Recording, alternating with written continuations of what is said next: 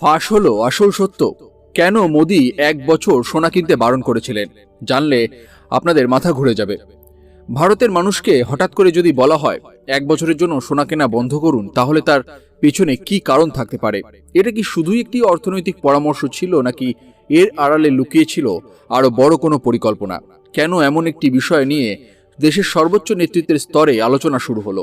আর কেনই বা আজও এই বিষয়টি নিয়ে নানা মহলে চলছে তুমুল বিতর্ক? এমন কিছু কি ছিল যা সাধারণ মানুষের চোখের আড়ালে থেকে গিয়েছিল? আজকের ভিডিওতে আমরা আলোচনা করব সেই বহুল আলোচিত তত্ত্ব যা দাবি করে যে সোনা নিয়ে ভারতের অর্থনীতির ভেতরে চলছিল এক অদৃশ্য লড়াই।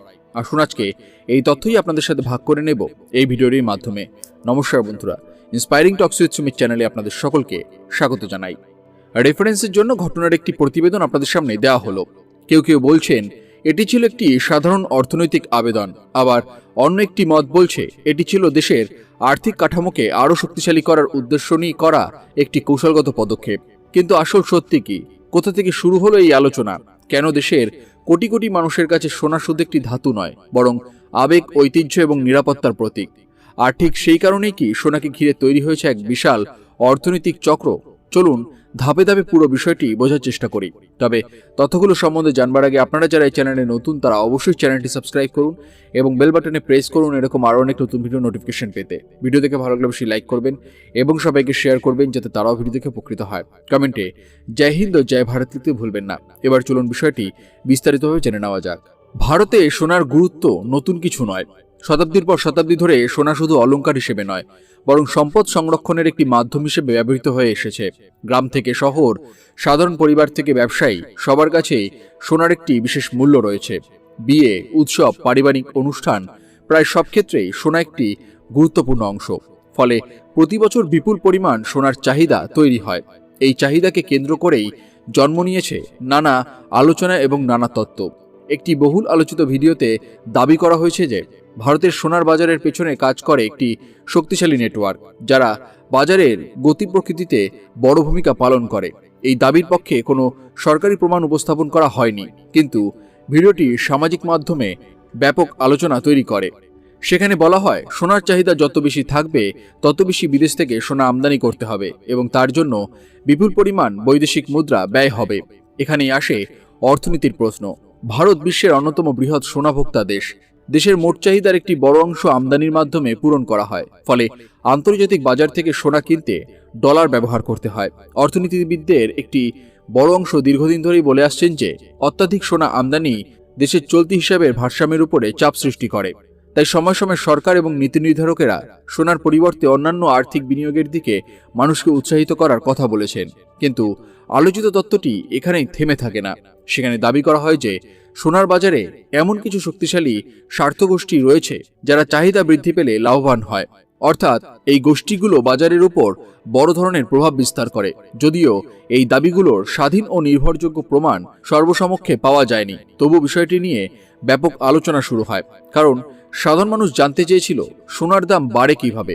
আন্তর্জাতিক বাজার, মুদ্রার বিনিময় হার, কেন্দ্রীয় ব্যাংকের নীতি এবং চাহিদা সরবরাহ, এইসবের বাইরে কি আর কোনো বিষয় কাজ করে? এখন একটু ভেবে দেখুন, যদি কোনো দেশের কোটি কোটি মানুষ একসঙ্গে কোনো একটি পণ্যের দিকে ঝুঁকে পড়ে, তাহলে সেই পণ্যের বাজার কত বড় হতে পারে, আর সেই বাজারে কত ধরনের ব্যবসায়িক স্বার্থ জড়িয়ে থাকতে পারে। এই প্রশ্নগুলোই আলোচনাকে আরও আকর্ষণীয় করে তোলে। ভিডিওটিতে আরও দাবি করা হয় যে কিছু কর্পোরেট প্রতিষ্ঠান সোনাকে কেন্দ্র করে বিশাল আর্থিক কাঠামো তৈরি করেছে। সেখানে শেয়ার মূল্যায়ন, সম্পদের হিসাব এবং ব্যবসায়িক সম্প্রসারণ নিয়ে নানা প্রশ্ন তোলা হয়। তবে এসব অভিযোগ প্রমাণিত নয় এবং সংশ্লিষ্ট বিষয়গুলো নিয়ে বিভিন্ন সময়ে বাজার নিয়ন্ত্রক সংস্থা এবং আর্থিক প্রতিষ্ঠান তাদের নিজস্ব প্রতিক্রিয়ায় কাজ করেছে। তাই এই অংশটিকে একটি বিতর্কিত তথ্য হিসেবেই দেখা উচিত। কিন্তু এখানেই গল্পের সবচেয়ে গুরুত্বপূর্ণ অংশ। যদি সত্যি সরকারের লক্ষ্য হয়ে থাকে দেশের বৈদেশিক মুদ্রার উপরে চাপ কমানো, তাহলে সোনা কেনার প্রবণতা কমানোর আহ্বান একটি অর্থনৈতিক কৌশল হিসেবেও ব্যাখ্যা করা যায়। কারণ যখন মানুষ আমদানি নির্ভর সম্পদের পরিবর্তে উৎপাদনশীল খাতে বিনিয়োগ করে, তখন দেশের অর্থনীতিতে নতুন মূলধন প্রবাহিত হয়। শিল্প, অবকাঠামো, প্রযুক্তি এবং কর্মসংস্থান সব ক্ষেত্রেই এর ইতিবাচক প্রভাব পড়তে পারে। এই কারণেই বিভিন্ন সময় সরকার গোল্ড বন্ড, ডিজিটাল গোল্ড এবং অন্যান্য আর্থিক পণ্যের মাধ্যমে বিকল্প বিনিয়োগের পথ তৈরি করার চেষ্টা করেছে। লক্ষ্য ছিল মানুষের সঞ্চয়কে আরও কার্যকর অর্থনৈতিক কর্মকাণ্ডের সঙ্গে যুক্ত করা। এতে একদিকে বিনিয়োগকারীরা সুযোগ পেতে পারেন, অন্যদিকে অর্থনীতিতেও উপকৃত হতে পারে। এবার আসি আরেকটি গুরুত্বপূর্ণ আলোচনায়। গোল্ড বুলিয়ন এক্সচেঞ্জ নিয়ে বহুদিন ধরেই আলোচনা চলছে। এর মূল ধারণা হলো সোনার লেনদেনকে আরও স্বচ্ছ, সংগঠিত এবং আধুনিক কাঠামোর মধ্যে দিয়ে নিয়ে আসা। সমর্থকদের মতে এর ফলে মূল্য নির্ধারণের স্বচ্ছতা বাড়তে পারে এবং বাজারে প্রতিযোগিতাও বৃদ্ধি পেতে পারে। ফলে সাধারণ ক্রেতা ও ব্যবসায়ী উভয়ই সুবিধা পেতে পারেন। এই পর্যায়ে অনেকেই প্রশ্ন করেন, তাহলে কি সোনা কেনা খারাপ? উত্তর হলো না। সোনা এখনও বিশ্বের অন্যতম জনপ্রিয় সম্পদ। কেন্দ্রীয় ব্যাংকগুলো সোনা সংরক্ষণ করে, কিন্তু একটি দেশের সামগ্রিক অর্থনৈতিক পরিকল্পনায় কখন, কতটা এবং কিভাবে সোনার ব্যবহার হবে সেটি একটি নীতিগত প্রশ্ন, আর সেখান থেকেই জন্ম নেয় নানা আলোচনা। মজার বিষয় হলো, ইতিহাসে বহু দেশ এমন সময় দেখেছে যখন জনগণকে আমদানি নির্ভর পণ্যের পরিবর্তে দেশীয় উৎপাদন এবং বিনিয়োগের দিকে উৎসাহিত করা হয়েছে। এর মূল উদ্দেশ্য ছিল অর্থনীতিকে আরও শক্তিশালী করা। ভারতের ক্ষেত্রেও আত্মনির্ভরতা, উৎপাদন বৃদ্ধি এবং প্রযুক্তিগত অগ্রগতির উপর জোর দেওয়া হয়েছে। ফলে সোনা নিয়ে আলোচনাকেও অনেকেই সেই বৃহত্তর অর্থনৈতিক ভাবনার অংশ হিসেবে দেখেন। তবে সামাজিক মাধ্যমে ছড়িয়ে পড়া তত্ত্বগুলো আরও এক ধাপ এগিয়ে যায়। সেখানে দাবি করা হয় বিভিন্ন স্তরে তদন্ত ও আর্থিক স্বচ্ছতার উদ্যোগের কারণে বহু শক্তিশালী স্বার্থগোষ্ঠী উদ্বিগ্ন হয়ে পড়েছিল।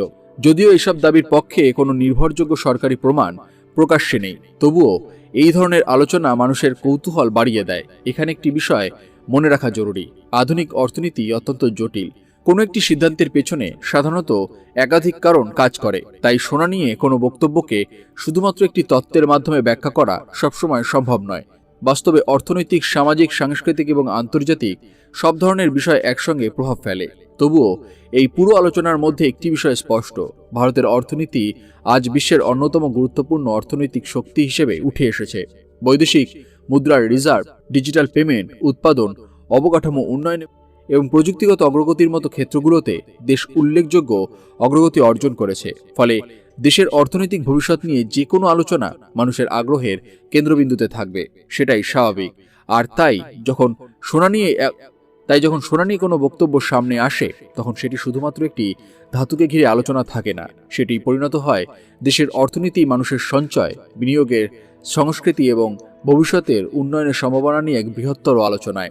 শেষ পর্যন্ত প্রশ্ন থেকেই যায়, সত্যিই কি কোনো অদৃশ্য শক্তি সোনার বাজারকে প্রভাবিত করে, নাকি এটি শুধু একটি আলোচিত তত্ত্ব? প্রধানমন্ত্রীর সেই আহ্বানের পেছনে কি শুধু অর্থনৈতিক হিসাব ছিল, নাকি ছিল আরও বৃহত্তর কৌশলগত ভাবনা? হয়তো এই প্রশ্নগুলোর সব উত্তর আজও স্পষ্ট নয়, তবে একটি বিষয় নিশ্চিত, ভারতের অর্থনীতি যত বড় হবে তাকে ঘিরে এমন আলোচনা, বিশ্লেষণ এবং রহস্যও বাড়বে। আর সেই কারণে সোনা নিয়ে এই বিতর্ক শুধুমাত্র অতীতের একটি ঘটনা নয়, এটি ভবিষ্যতের অর্থনীতি, বিনিয়োগ এবং জাতীয় উন্নয়নের পথ নিয়ে চলমান একটি আকর্ষণীয় আলোচনা, যা আগামী দিনেও মানুষের আগ্রহের কেন্দ্রবিন্দু হয়ে থাকবে। আপনাদের বিষয়ে কি মতামত সেটি অবশ্যই কমেন্ট করে জানাতে ভুলবেন না। সবাই ভালো থাকুন, সুস্থ থাকুন। ধন্যবাদ।